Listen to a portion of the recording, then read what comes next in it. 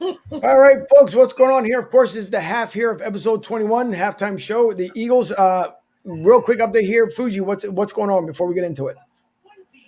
If Eagles were just about to kick a field goal, but the clock ran out. I guess maybe some bad time management by Doug. Let's see. Now they got it off. My fault. It hit the post. Oh, Elliott missed it. Chip shot. It's kind of incredible to see that with Jake Elliott that was guaranteed, and now he's had his problems here as of late. But either way, the way we're looking at it, so looking at the beginning of the half here, and thank you for everyone who's come back to watch us here at the half.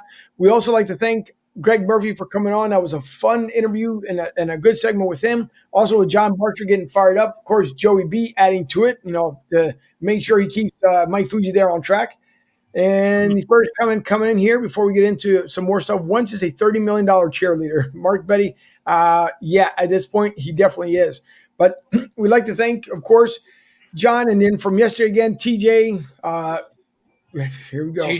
As I say, Joey, TJ Jones from the State of the Saints podcast, and then Mark Grody, of course, the ESPN 670 Score, Chicago Bears silent reporter. And with that, with him coming on yesterday, maybe that's what broke the stride there when it comes to the Bears, because they ended up winning today.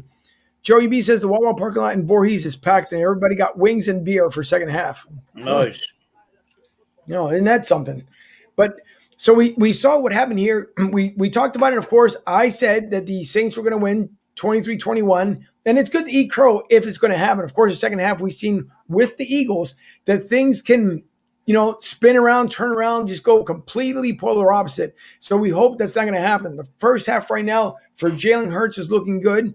He looks like he paid attention when Doug Peterson did say, don't do too much. So he's been throwing the ball away when he's supposed to have, except for we've seen two penalties that should have been called that wasn't. One was against Jalen Reagor, two linebackers coming in. He gets cracked in the helmet, no flag. And then the reception catch by Zach Ertz, where you can blatantly see, first of all, he grabs his hand, rips around the helmet, and then grabs a face full of face mask and pulls him down, and no flag whatsoever. So the two big takeaway penalties that he shouldn't have, I don't know if they're getting that from the Patriots playbook or not.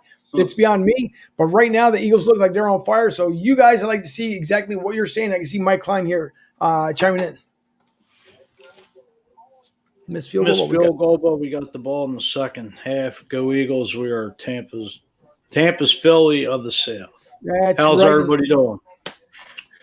Well, my take is I'll say the Eagles have probably played the best 30 minutes all season.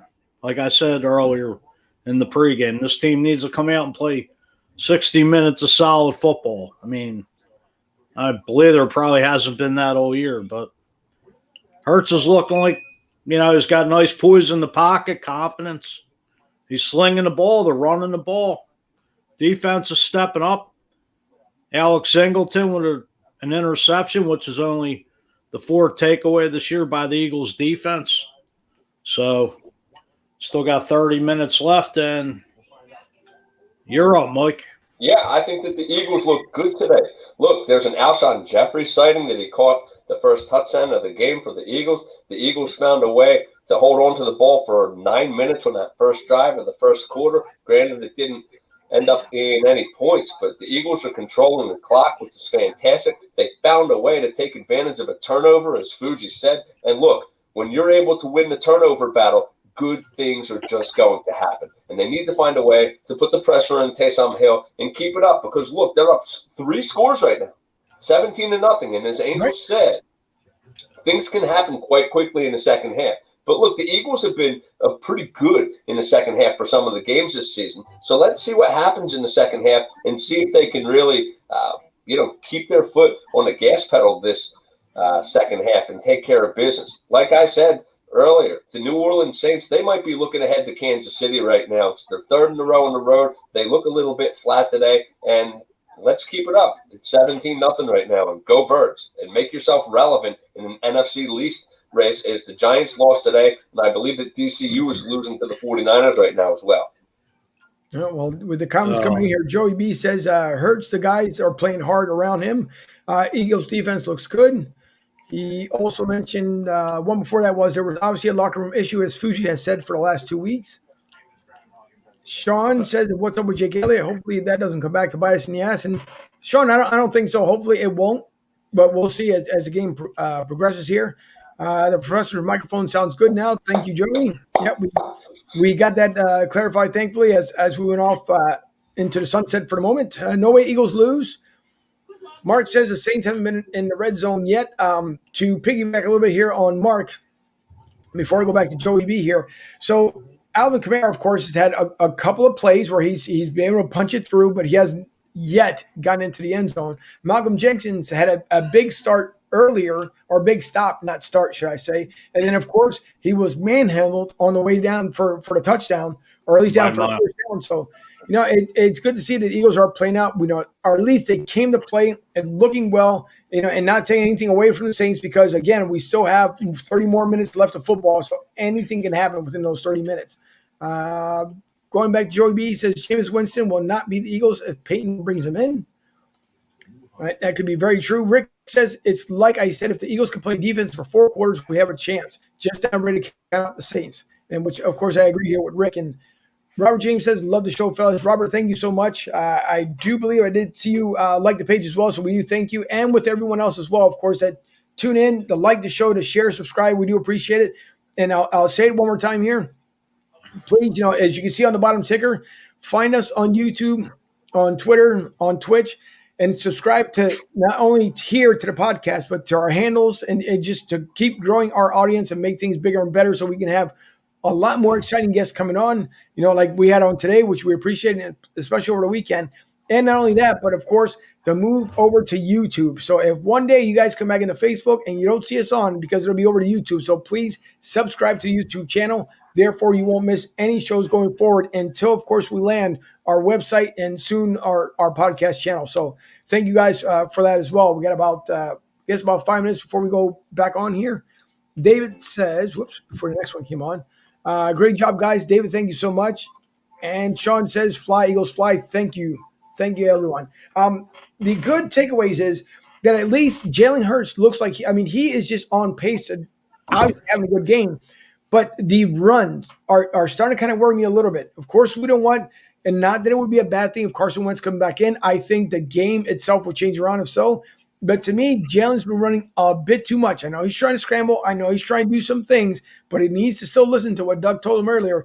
Don't try to do too much. But at least he is throwing the ball away compared to the way Carson Wentz was doing it. So, good. Looking at Jalen Hurts' stats, 12 for 21, 129 yards and a touchdown.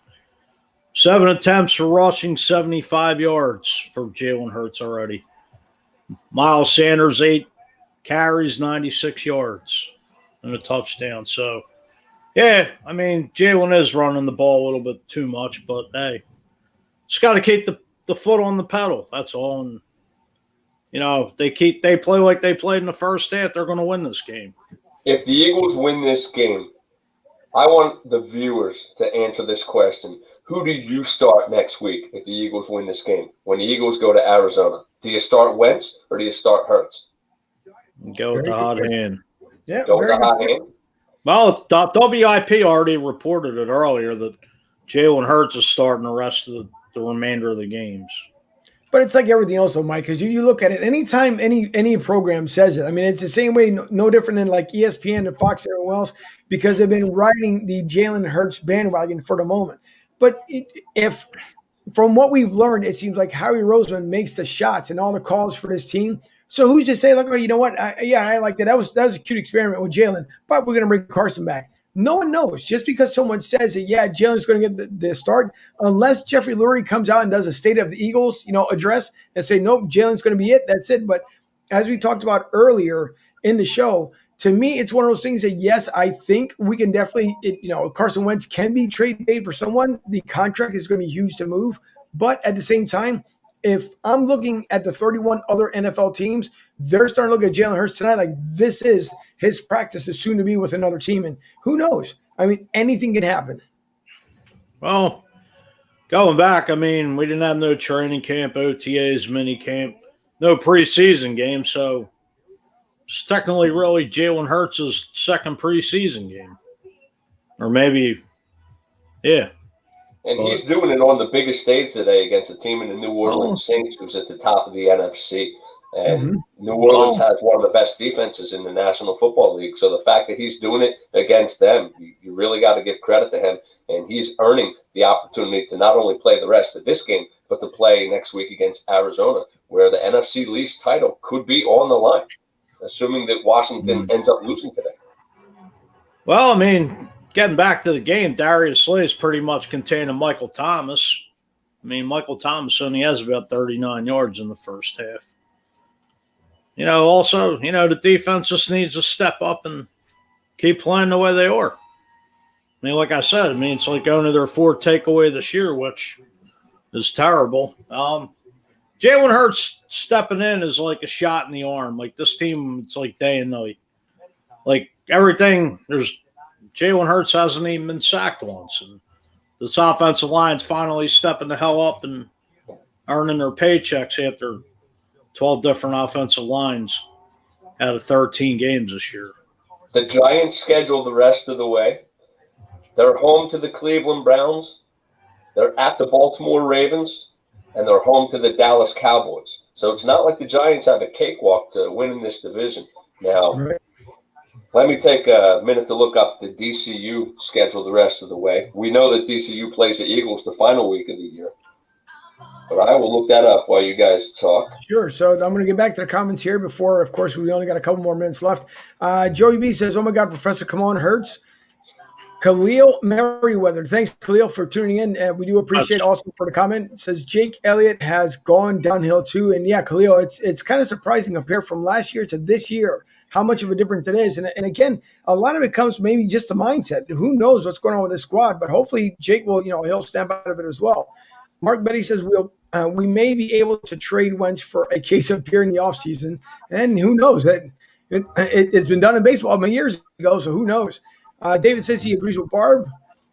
Rick, of course, a friend of the show here, says I have a feeling Eagles fans up north won't mind the snow that's heading their way if the Birds finish off the Saints. 80 degrees in Tampa. And yes, Rick, it was absolutely beautiful down here. Sorry to rub it in, guys. No. Joey B. Send us up some of that weather.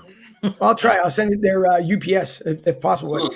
Joey B says, damn right, Fuji. It's like COVID-19 vaccine shot. The Eagles needed this with Hurts. And Tom, once again, a great friend of the show as well. Great show today, guys. Thank you, Tom, and everybody, of course, that tunes in. And listen, again, the second half is about to get underway. Sherman, did you have the update as far as the DCU team? Yeah, so DCU is winning right now 13-7 against the 49ers. Their last three are home to Seattle, home against Carolina, and at the Philadelphia Eagles in Week 17. So there's a lot that remains to be seen. So all we can do is continue to take care of business on our end, and maybe good things will happen. I want to send a shout out to Khalil. Rob is my co-worker. Thanks for tuning in. Yeah, definitely. Samuel Tiru says this change has been a great boost for the Eagles. Mike doing a great job. Thank you, Samuel. Thank you, Sam. Appreciate it. Thanks, Rob. Great show, guys. Thank you, Khalil, again and please come back just like everyone else. Next week we'll have another guest on for next week, and also Joey B comes back says thanks for entertainment, fellas. Enjoy the second half. And I'm sorry, one more here. Mark Betty says, you guys are the best show, are the best great show, Broad Street Bullies. Thank you so much, Mark. We do appreciate it, and everyone for love and support. So we're going to go back to the second half of the game here. We thank everyone for coming on, and we do appreciate it. Of course, we'll be back next week. The game is at 4:05, so we'll have a 2:30 start come next week since it gets moved up. So we'll see you all back again next Sunday at 2:30. Until then, thank you for supporting the show. Thank you for coming back at the half. We do appreciate it. For my co-host, Mike Fuji, for the sports contributor, the Juru, Michael Sherman. By the way, happy Hanukkah to everyone who's out there as well. Merry Christmas. Enjoy the holidays that are up and coming. And guys, any last words? I want to thank everybody for tuning in. Without you guys, we wouldn't be here. Appreciate the love and support. Keep it up. Ride with us. Sky's the limit. We're not going to forget the little people along the way. Thank you for everybody tuning in. Enjoy the second half. Go Birds. EAGL. Eagles. Come on, let's do it.